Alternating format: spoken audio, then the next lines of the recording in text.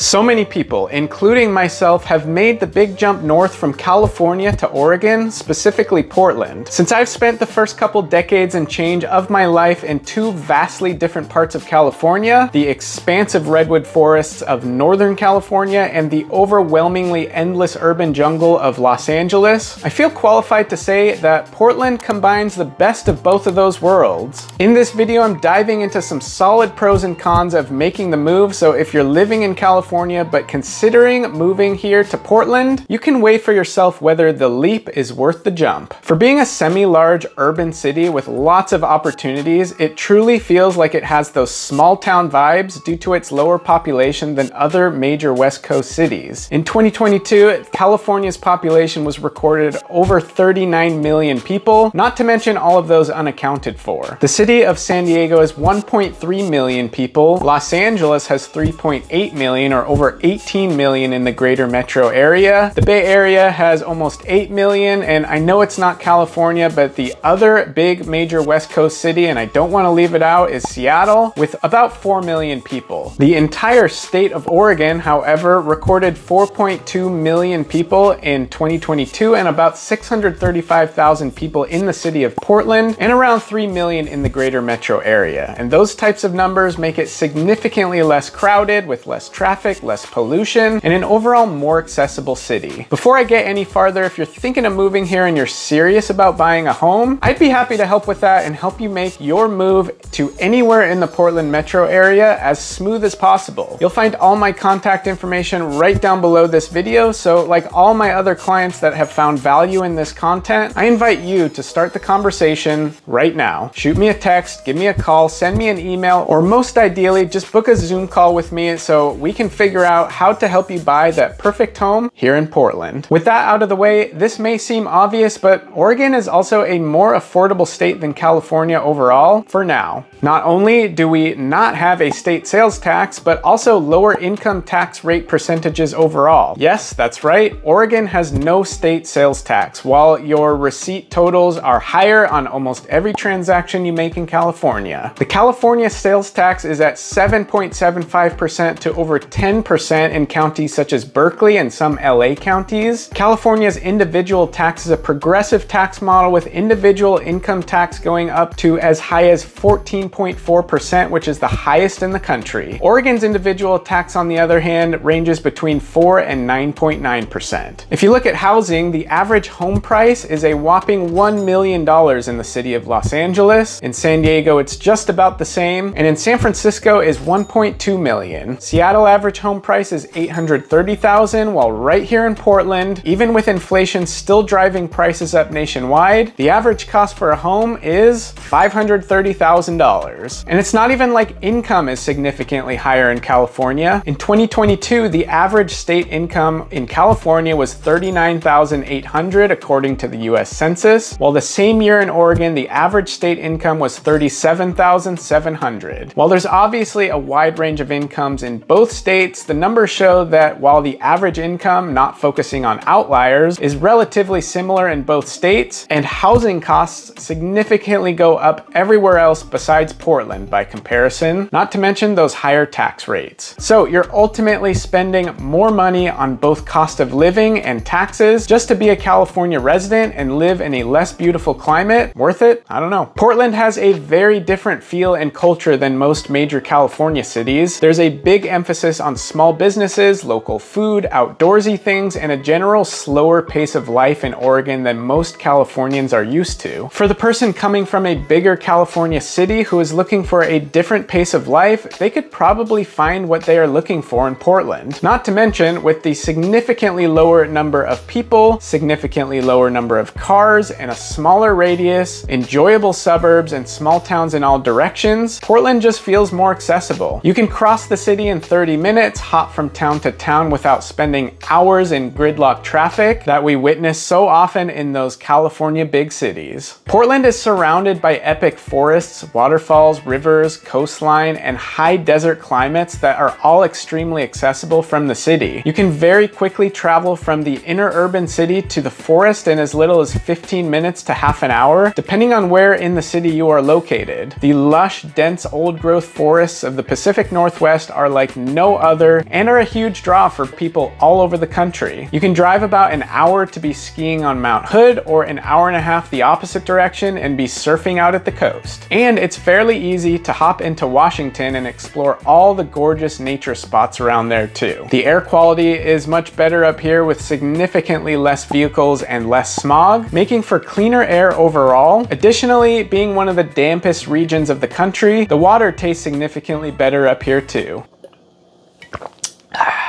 Damn, that's good. People in the Pacific Northwest typically fall in love with the epic scenery around here, and of course with that come the full 4 seasons, which for some feels special and magical, especially if you come from Southern or mid-California, where the temperature stays fairly warm and mild throughout the year, and there's not so much difference between the seasons. If you want brilliant gold, red, and orange autumns, drizzly and occasionally white snowy winters, blooming springs and hot summers, Oregon is definitely your place for a scenic 4 seasons and different activities and sports that accompany each. You're often closer to your food sources up here. Portland is surrounded by farmland and hosts many farmers markets and co-ops and grocery stores, stocking tons of locally grown produce and meat, which is something I didn't experience very much when I lived in LA. Also, as you may have guessed, plants grow exceptionally well in this area, and it's super easy to grow your own produce as well, or just fragrant flowers, as many Portlanders do. One of my favorite things about this city is walking around when all the jasmine starts to bloom. The city just smells like flowers. Now, it all sounds so dreamy, and you're probably thinking, you're a realtor, of course you want me to move to Portland. Well, not really. Of course, I'm happy to help if you are set on moving here, but I would rather be honest and give you the full comparison and have you decide it's not for you, rather than to have you come here with some false sense of what it's really like. That said, what you've probably heard about the rain in Portland is true. It's much colder and rainier up here, which is why we have such epic forests and moss-covered everything, but for some, this can be a hindrance. Much of California is known for its gorgeous warm weather, and for some, this is a huge reason why they love living there. For others, they love the rain and are soothed by it, and get absorbed into their indoor activities, but many people are turned off by the weather and the average of 150 rainy days per year. That's a lot of wet days, so make sure you bring rain gear, but just know that many of those 150 rainy days, there really isn't a lot of rain in volume. All you need is 1/10 of an inch to qualify as a rainy day in the logbooks, and many times that's about all we get, and maybe it even happens when you're fast asleep. You will have to see for yourself if that's a pro or a con. The oceans and coastal beaches are significantly colder here, so if you love swimming in the ocean and love the sunny, beachy life, you're probably going to be disappointed with how much colder the water is up north. Not super swimmable for most without a wetsuit unless it's one of those exceptionally hot triple-digit days, or if you're Wim Hof, you probably wouldn't mind. It is very unique that California coastal cities have gorgeous temperate climates, so you can actually enjoy the beaches most of the year and still be close to a major city. There are definitely lots of rivers in Oregon to swim in during the hot months. For those beach bums who love swimming in salty waves though, this may be a con for you moving up to the Pacific Northwest. I think for some folks, the smaller size and population of Portland could also be a con. Some people prefer large cities and they feel like they have more opportunities, businesses, and excitement to them. For large cities like San Francisco and LA, one could spend days and weeks, maybe even years exploring the different neighborhoods and vibrant scenes and still barely scratch the surface of the city. There is a lot of wealth in California, so if you can survive the state taxes, a successful business in the right area of California could be extraordinarily profitable and larger scale just due to the sheer number of people and wealth in some areas. Also, seasonal depression can be a thing, especially if you're a person who is prone to moodiness or depression. The significant lack of vitamin D can impact your system and have an effect on your overall mood and balance. It can also have an impact for some on how much time is spent outside, because many people dislike walking and biking in the rain or doing outdoor activities and subscribe to many indoor activities during the wet and cold months. Some people opt to take vitamin D supplements, particularly during the long and sometimes dark months of winter. Winters can feel longer than most places, with the days being dark and cloudy and wet wet for sometimes a week or two without the blue sky ever showing itself. Also, sometimes in the dead of winter, we get this phenomenon that I never experienced anywhere in California called freezing rain, where it's not ice coming down, it's nothing like hail, but liquid water that freezes on contact with anything it touches.